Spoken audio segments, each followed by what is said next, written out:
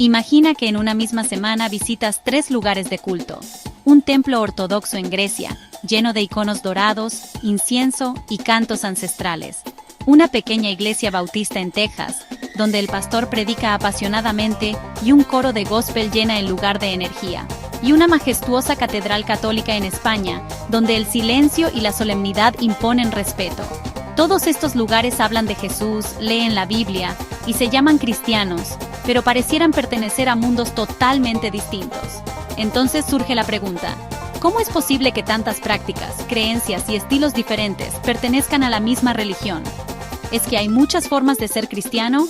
¿O estamos hablando de religiones distintas con el mismo nombre? Hoy vamos a recorrer este mapa de la fe, para descubrir las principales ramas del cristianismo, lo que las une y lo que las separa. Y te adelanto algo, puede que termines viendo tu propia fe de una manera totalmente nueva. Así que quédate hasta el final del video para que puedas descubrir las diferentes caras del cristianismo. Antes de lanzarnos a las diferencias, vamos a establecer una base.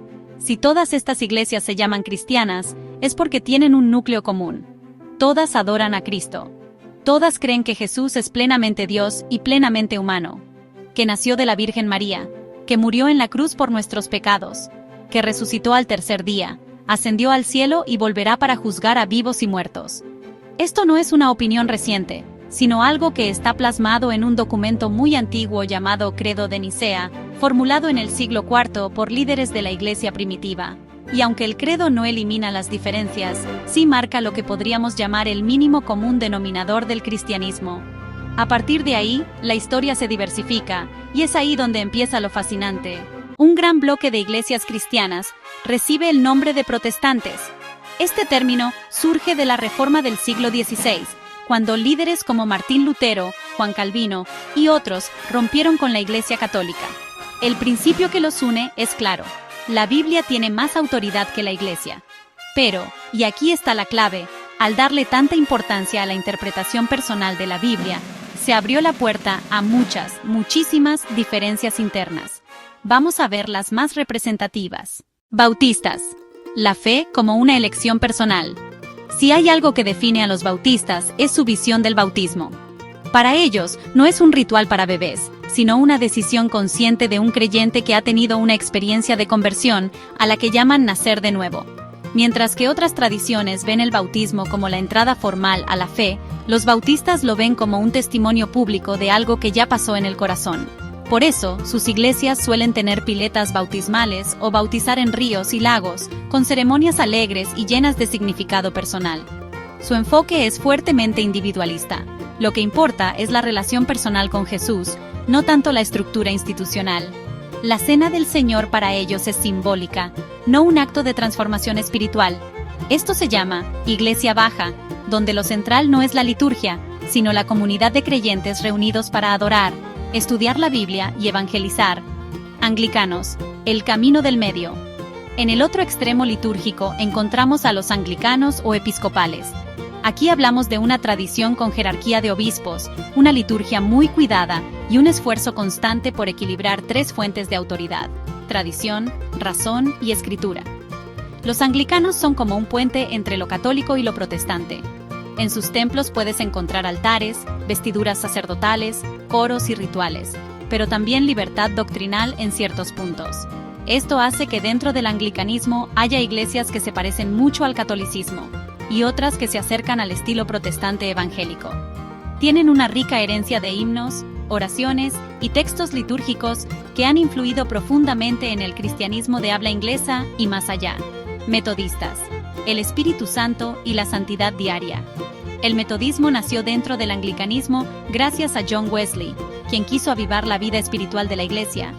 Él propuso un cuadrilátero como base de la fe: escritura, tradición, razón y experiencia. Ese cuarto elemento cambió mucho las cosas, porque abrió espacio a un cristianismo más activo y vivencial. El metodismo pone especial énfasis en el Espíritu Santo como guía y fuerza para vivir en santidad.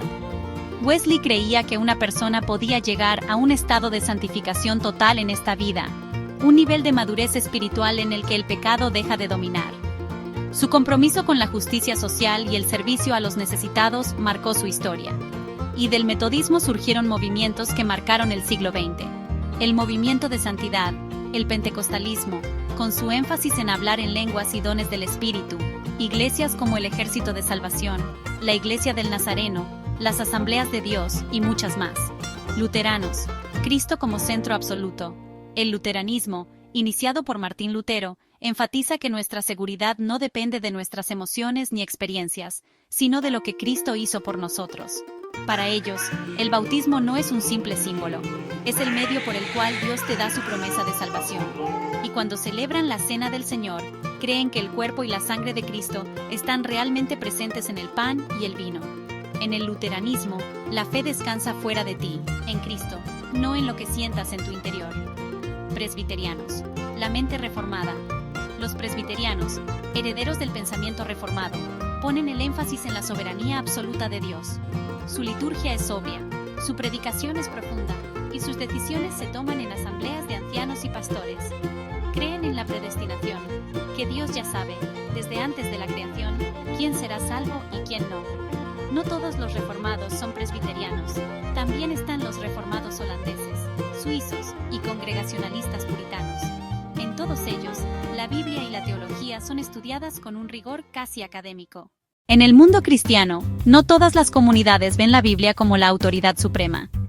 Fuera del protestantismo, existen iglesias que sostienen algo muy distinto. La Biblia nació de la Iglesia, y por lo tanto, es la Iglesia la que tiene la máxima autoridad para interpretarla. Esto significa que para ellas, la Biblia no puede separarse de la tradición viva y la autoridad que la Iglesia ha ejercido desde tiempos de los apóstoles. Y algo que todas estas comunidades tienen en común es una afirmación audaz. Somos la única Iglesia verdadera, fundada directamente por Jesús y los apóstoles. Veamos cómo se vive esta convicción en cada una de estas tradiciones. Católicos, el reino en la tierra. En la Iglesia católica, la autoridad se basa en una creencia central. Jesús nombró a Pedro como el líder de sus discípulos y desde él se ha transmitido una línea ininterrumpida de sucesores hasta llegar al Papa actual. Este concepto se llama sucesión apostólica y es visto como un vínculo directo con Cristo mismo. La salvación, en el catolicismo, no es solo cuestión de fe interior, sino también de obras y participación activa en los sacramentos. Entre estos, la Eucaristía ocupa el centro. Para un católico, en el momento de la consagración durante la misa, el pan y el vino no son solo símbolos, se transforman realmente en el cuerpo y la sangre de Cristo. Además, la Iglesia católica se ve a sí misma como el reino de Dios ya presente en la tierra, una familia espiritual que incluye no solo a los creyentes vivos, sino también a María y a los santos, quienes interceden ante Dios por los fieles. Para ellos, seguir a Cristo es hacerlo dentro de esta gran comunidad guiada por la tradición, el magisterio y la liturgia, no solo por la interpretación personal de la Biblia. Ortodoxos orientales, el misterio de Dios. Los cristianos ortodoxos orientales también ponen la tradición de la Iglesia a la par de las Escrituras. Su fe gira en torno al misterio de Dios, algo que, dicen, nunca podrá ser comprendido del todo por la mente humana. Para ellos, la salvación es un camino de transformación profunda llamado teosis, el proceso de unirse a Dios en su naturaleza divina. Esto no se logra de un día para otro, sino a través de toda una vida de oración, ayuno, participación en la liturgia y recepción de los sacramentos. Su separación de la Iglesia Católica ocurrió hace casi 1000 años, en lo que se conoce como el Gran Cisma del 1054. Desde entonces, han conservado una liturgia casi idéntica a la de los primeros siglos del cristianismo. Sus iglesias están llenas de iconos, cantos antiguos sin instrumentos y rituales que buscan reflejar la gloria del cielo en la tierra. Para un ortodoxo, cada misa es una ventana al reino eterno. Ortodoxos no calcedonianos. Un Cristo, una naturaleza. Hay también un grupo menos conocido pero muy antiguo, los llamados ortodoxos no calcedonianos, como los coptos de Egipto o los armenios. Se separaron del resto de la cristiandad hace unos 1600 años, después del Concilio de Calcedonia, debido a una discusión teológica sobre la naturaleza de Cristo.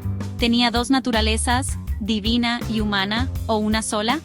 Ellos defienden que Cristo es una sola naturaleza divina encarnada, y esa diferencia doctrinal, aunque parezca pequeña, fue suficiente para marcar siglos de caminos separados. A pesar de persecuciones, invasiones y aislamiento cultural, han preservado su fe con una devoción impresionante. Sus liturgias aún se celebran en idiomas antiguos como el copto o el armenio clásico, y muchas de sus iglesias están talladas en piedra o decoradas con símbolos que tienen más de 1000 años de historia.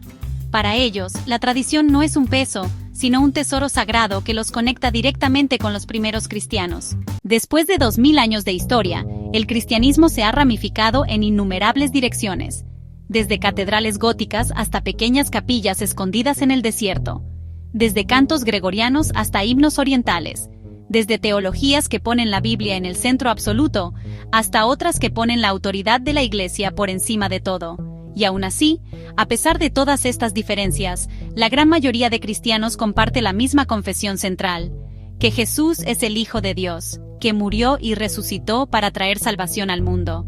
Tal vez esa sea la verdadera belleza del cristianismo, que en medio de tantas formas, ritos y lenguas, sigue habiendo un mismo corazón latiendo en todas ellas. ¿Y tú, cómo ves ahora tu propia fe después de este recorrido? Si este video te ayudó a entender mejor las diferentes caras del cristianismo, dale like, suscríbete y activa la campanita para más contenido como este. Nos vemos en el próximo video.